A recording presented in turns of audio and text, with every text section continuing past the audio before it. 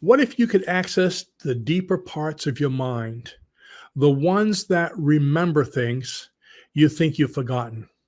Today, I'm going to show you how brain waves work in hypnosis, and we're even going to try a forensic memory hack that you can use right now to find lost things.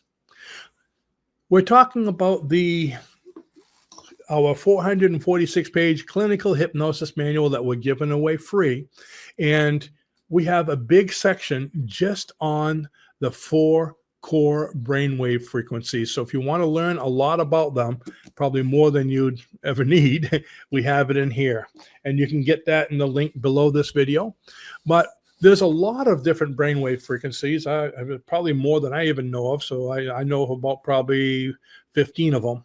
But the basic 4 that we use in hypnosis from where you are right now, which is the beta frequency, are beta. When you relax, you go into alpha, then theta, which is a little deeper, and delta, which is one of the deepest. There's actually one even deeper than that. But so those are the 4 that we use with hypnosis. And what I want to do is talk a little bit about them, and then I'm going to show you how you can use them, like I said, in forensics. So just so you know, the reason why it's important to know with hypnosis as a hypnosis practitioner is there's different things that you can do in different brainwave levels. So beta, which is the first one we'll speak about, is the lightest, which is actually, it's not even hypnosis. Beta is your busy, your conscious state. Okay, so right now, you listening to me and me talking to you and you're looking around, you're in beta, most likely. Now, beta, you're using your 5 senses: sight, sound, smell, touch, and taste, okay? That rules the beta or the conscious. It's the logical place. It's the place of busyness. It's the place when you're keeping busy throughout the day. Now, as soon as you close your eyes and take a deep breath, you go 80% into alpha. Isn't that interesting? Actually, just by closing your eyes takes you mostly there. I close my eyes and right now I'm 80% into the alpha state. Now I'm still awake. That means I'm 80% into the hypnotic state. Wow. Did you realize that just closing your eyes, you're relaxed enough to be able to hypnotize you for the majority of things that we hypnotize people for?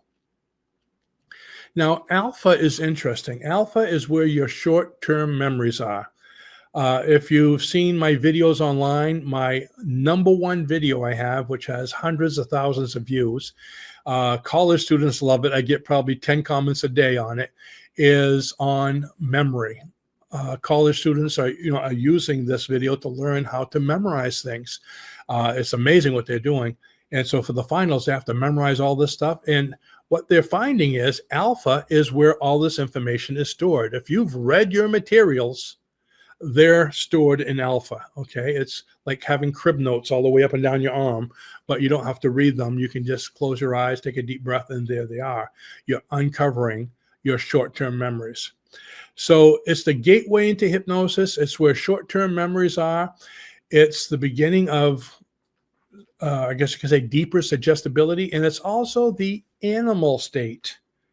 What do I mean by that? That's where animals live. We live mostly in beta because we're busy all the time. Animals, cats, dogs, most animals, they live in alpha. They're relaxed. That's why, and tell me if this hasn't happened to you if you're an animal owner. If you're busy on the computer working and you're deep into beta or you're doing taxes or something like that, your cat comes up to you and they start hitting you. They want you to pat them, or the dog wants to jump on you. They can't understand why you're in this busy, confusing state. They want you to relax and be like them. Okay, my cat will come and hit me on the leg. And I have this chair where there's a little thing underneath it. You can hear me hitting it.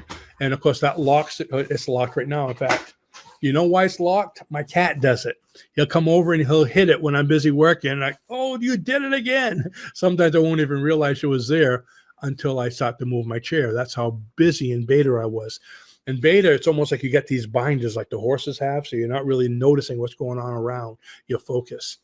So when you relax light, the cat or the dog says, hey, he's in my world now. He understands me. That's why when you do hypnosis, and I tell all my clients, especially if I'm hypnotizing you online through Zoom or through StreamYard, I'll say, if you have animals in the room, let them out of the room and close the door, because as soon as you go into hypnosis or meditation or any kind of relaxation like that, the animals immediately relate to you and they'll try to jump on you. I used to have this dog. He was an Australian sheepdog. Every time I do hypnosis, I'd open my eyes and he'd be on me sleeping, spread across me. He'd jump on the recliner, reach over, and let himself down so softly that I didn't even notice him. He was attracted to it, okay? My cat will do the same thing if I don't let him out of the room. Usually I do. So alpha is that state. Theta is your dream state. When you begin dreaming, okay, matter of fact, daydreaming, you're on the little teeter-totter of alpha and theta. But when you go into theta, you're in the dream state. We also call it the amnesia state. That's why when you go into hypnosis, you come back and you don't remember anything. That's because you went into the theta state. That's when you dream at nighttime and you wake up and I got to tell my spouse my dream, and you go and you can't remember it because you were dreaming deeper. If you remember your dream, you were in the alpha side. You see what I mean? It's like a daydream where you remember. If you're daydreaming in class, you call their students and the teacher wakes you up and you say, hey, I only closed my eyes for a minute. And he goes, no, you were there for 15 minutes. You were in theta because you lost time. See what I mean? And you do lose time. Amnesia, you can't remember. It's a place of creativity. It's where psychic ability begins. Okay, so a lot of psychics will work in theta. Now you go a little deeper into delta. This is like your deep sleep. They call it the RAS, reticular activating system, where your body freezes, where you get that dead weight. You go to pick up your kid and wow, is he heavy in his arms? And boom, he's in delta, okay? You usually wake up and your hand has fallen asleep and it's like, you got to shake it off for a while where it freezes. That's delta. Delta, the body heals a minimum of 3 times faster. And by the way, there's no dreaming in delta. Delta is your dreamless state. Dreaming is the ends of alpha going into theta. Then you go into this deep relaxation where your body heals faster, but you get so much more rest, but there's no dreaming. Some people call it the universal consciousness. And this is where psychics can read your mind. Think of it. If it's a universal consciousness, a place of all thought, for me to read your mind, I'm not reading your mind, I'm reading mind, because everything is connected. This is why you can go to sleep with an idea. I wish I could figure this out. I wish I could figure this out. You fall asleep and you wake up in the morning or in the middle of the night. I got the answer, because it's like walking into an encyclopedia or taking a nap with GPT, okay, like an AI, but a universal AI that knows everything. I'm sorry, GPT, you don't know nearly as much as a universal consciousness. And you wake up with all these ideas. I have 3 whiteboards around me, and I wake up often 3 in the morning, and I'll get up here and start writing all these ideas that I got when I went to bed. I condition myself to, or program myself to, figure things out while I'm sleeping. So I guess you could say the deeper you relax, the deeper you go, the more spiritual things you can do, the better the healing. So there's a lot of different things that happen. However, the deeper you go, you're not going to remember a lot of the things that happen when you come back. Years ago, I did comedy hypnosis. Actually, for about 17 years, I did comedy hypnosis at a theme park down here while I was doing, of course, the hypnosis school and sessions. But they had me on the weekends, Friday, Saturday, and Sunday, doing a couple shows each day. And I would bring 15, 20 audience members into hypnosis on stage. And believe it or not, you go a lot deeper on stage than you do in a session. I bring them all the way into delta. Now, remember what I said about lost time. I brought them into hypnosis using instant induction. So within 2 minutes, I do my little sleep, and they all go into hypnosis. And they went so deep that they lost time. After an hour to an hour and a half show, I take them out of hypnosis. Some of them will come up and say, when are we going to start? Or that didn't work on me. Then we show them the videos of them dancing the ballet or doing all these different funny things and weird things. And I didn't do that, because they can't remember because of the amnesia. And then I would give them the suggestion, because they can remember, but that's just how the mind works. I say, when I snap my fingers, you'll remember everything in detail. And their face would turn beet red because they'd remember what they did. Kind of fun to see, but just to show you how powerful hypnosis is. In fact, a lot of times at the end of the session, I'd say, or the end of the comedy hypnosis show, I'd say, if any of you have anything you'd like to have help with hypnosis, healing or pain management or whatever, come see me and we'll take care of it. And sometimes I'd have 5 or 6 people lined up and, oh, can you help me with this? Can you help me with that? One young lady was a cheerleader, and her mother said she had phantom pain. She was like 17, so parents came up with her. She's been having phantom pains in her knee for quite a while, like over a year. And the doctor said there's nothing she can do from an injury. She just has to live with it. So I said, okay, I said, close your eyes. I just went, close your eye, boom, because she had just been in Delta, so you still linger a bit. And I was able to get rid of the phantom pains just by giving her a suggestion. She opened her eyes and no problem. She felt great. So you can see how powerful those deeper levels of hypnosis are. So how do you do forensic hypnosis? When you lose something, let's talk about that right now. Okay, when you lose something, it's usually in your, you know where you lost it, but you just can't remember right now. Why? Remember the different brainwave states? You lost it, but now you're trying to remember so much. You're in the beta brainwave state. You're stuck in beta. And it's like, oh, I can't remember because memory is in your alpha, remember? Close your eyes, take a deep breath. There's memory. So all I need to do is to relax you, have you close your eyes, take a deep breath, and retrace your steps. Okay. So let's do a demonstration. If you have something that you lost right now, I'll go ahead and do it with you. Okay, just kind of like a brief one, so you can get the idea. So go ahead and close your eyes right now. Take a deep breath and relax. And don't do this while you're operating a motor vehicle or doing anything dangerous, by the way. Only if you're home, relaxing, someplace where you won't be bothered and you're safe. Now, by taking a deep breath and closing your eyes, you're actually 80% in alpha or more, the more you relax. So while you're sitting there with your eyes closed, you're in this place of short-term memory. If you did this during a test, you'd be able to remember all your answers, by the way. So right now, I want you to go back to when you last remember having the item that you lost. Go back to where you last remember it and say it out loud to yourself. You can talk while you're in hypnosis. I last remember having it on the porch. Okay, now I want you to do like a little travelogue, okay, talking to yourself. Move forward. Okay, what are you doing next? Where did you go? What are you doing next? Stop. Where's the item that you lost? Do you still have it with you? If you do, continue going forward and stopping until you say, I don't have the item anymore. Okay? So, and as soon as you get to that point, stop and just wait for me. Okay? And if you lost the items, I don't know where it is. Let's hope everybody's at that point right now. All right. So you're at the point where you don't remember where the item is. Go back to just previously, the point just before. Okay, and right there, stop. Now move forward.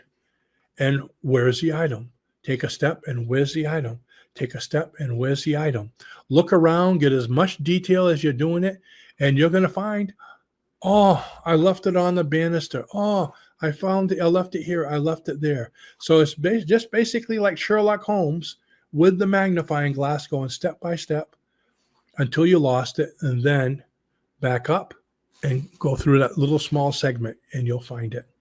Again, okay, you can open your eyes now, by the way.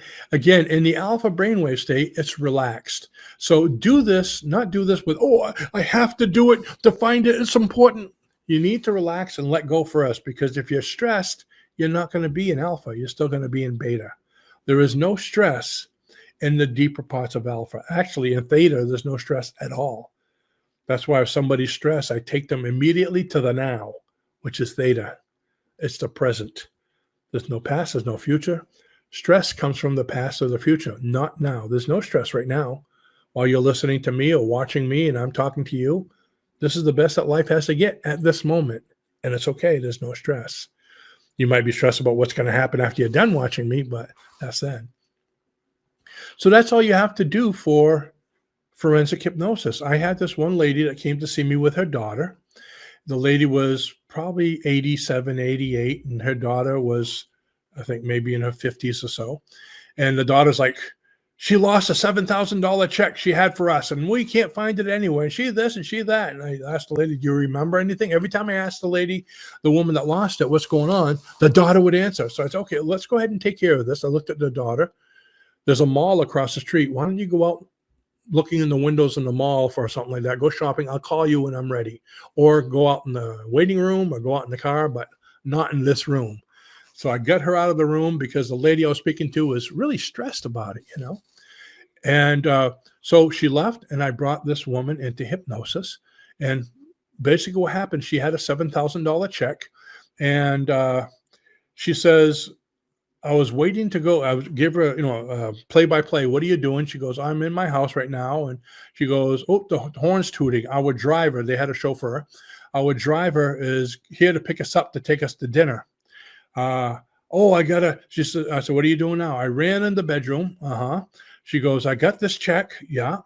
She goes, I just opened the closet. I says, yeah, you still have the check? She goes, yeah. And I go, now what? She goes, I threw caution into the wind. I just threw the check in there, figured it would be in there when I come back. Okay. So it was neat to know what I said, so I had her open her eyes for a while, and she said, but it wasn't there. So here's what happened. Going further, okay, we went step by step by step. And she says, we came back. She says, we searched the house, and I wanted to give me the play-by-play. What happened? And the driver came in. And by the way, he came in the house before too. When they couldn't find the check, they went through. She says, the driver went up to the bedroom, and I went here, and we went there.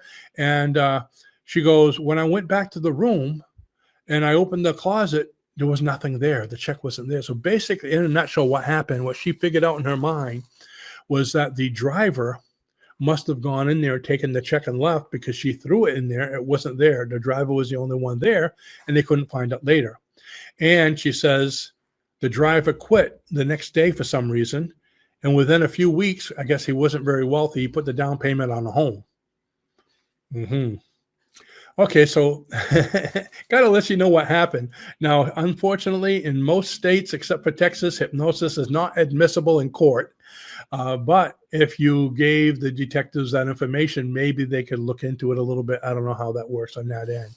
But it's interesting to find the things, to find out about these things. I've been able to help a lot of people. One guy in Philadelphia lost his car. He'd been drinking down at the bars, and he left his car someplace, couldn't remember. It took us a whole hour, but we found his car where he left it, it was an interesting situation, but that's another whole story. So you can use hypnosis, use these memory, I guess you could say the brainwave states to do different things. But keep in mind that alpha is the place of short-term memories, especially for you students. You want to remember things, that's where they are. So if you enjoyed this exercise, there's a lot more where that came from right here in this free hypnosis manual. And you can download it today by clicking on the link below this video. And if you'd like to learn about forensic hypnosis or anything like that, we actually, at our online store, I have a link for it down there. We have over 50 specialty courses on forensic hypnosis and metaphysics, past life regression, contacting spirit, all kinds of things. So we have over 50 specialty courses available where you can learn those kind of things to expand your knowledge if you're a practitioner, or just have fun with them if you're not. So take a look at the links below the video, and be sure to share us with your friends.